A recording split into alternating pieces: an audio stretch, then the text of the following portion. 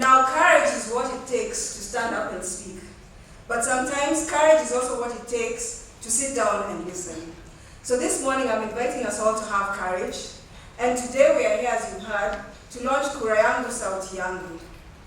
Kura Yangu Sauti Yangu is a movement, a citizen movement that is anchored in the recognition of the importance of the vote as an expression of Kenya's sovereignty.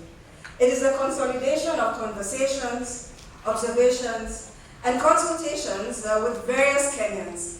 It's our way of saying we will not be victims or witnesses or just passers by, but we will be active citizens, especially about our governance.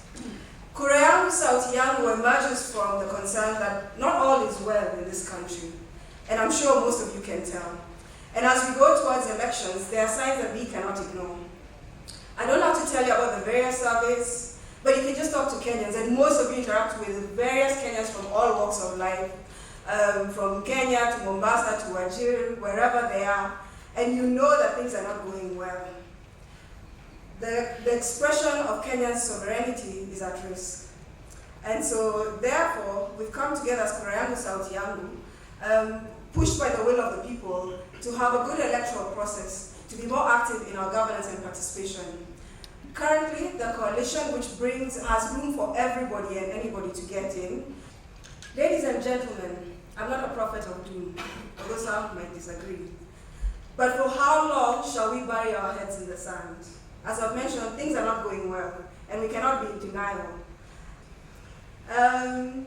We can't talk about elections without talking about the elephant in the room.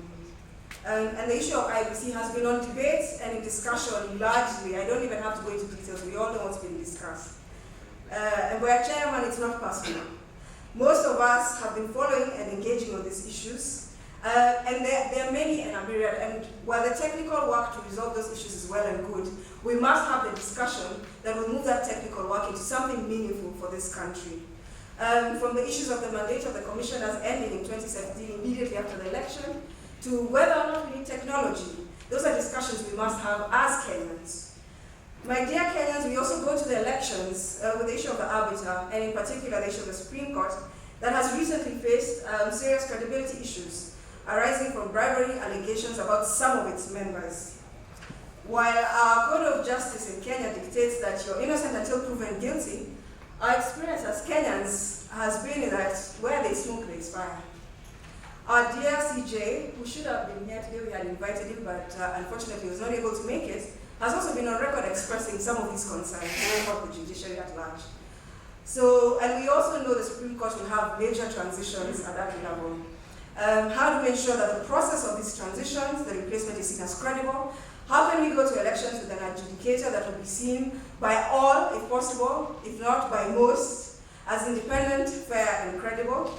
As a result, there are questions as to whether the court will be fit for purpose of deciding on the possible presidential electoral dispute in 2017, should we have one. Ladies and gentlemen, while the IEBC and others, including the observers, some of whom, one of which I'm one, and others have already embarked on preparations for the next elections, like all is well, it is not well. And a broad political consensus on what needs to be done remains a missing ingredient in these preparations, but is necessary to resolve certain key issues that affect the preparations. Good people, those who do not do politics will be done by politics. Kura Yangu Sauti Yangu, therefore, seeks to provide a platform for political conversation. Nay, I was corrected today, it's not conversation, but dialogue. So dialogue is not a dirty word. For political contribution and answers, for challenges we are convinced if left unaddressed, then not only will Kenyans be disenfranchised come 2017, but 2007 will look like a walk in the park. The legislative, administrative, and technical work is good and important, but hollow without the political will. We know that we cannot solve our problems with the same level of thinking that created them. Therefore, we must think differently. We must talk to each other and not at each other, with each other, and we must, importantly, act. No one saves us but ourselves. No one can and no one may.